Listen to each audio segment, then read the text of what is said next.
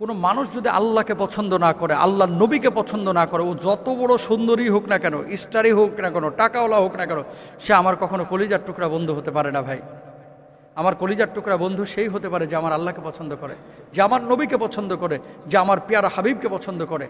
প্রিয় ভাইরা আমার, এই পৃথিবীর বুকে অনেক মানুষ আছে যারা নাস্তিক মুরতাদ বেঈমানদের সাথে বন্ধুত্ব করে, এবং তাদের সাথেও আছে, মসজিদে হুজুরের সাথেও আছে গোল আলুর মতো।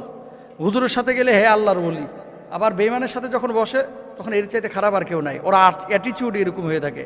আবার যখন কাফের মুশরিকের সাথে বসে তার অ্যাটিচিউড এরকম যে সেও যেন ওদেরই দলভুক্ত। এরকম কিছু মানুষ আছে, এদের থেকে সতর্ক থাকবেন। গোল আলু মার্কা মুসলমান হওয়া যাবে না।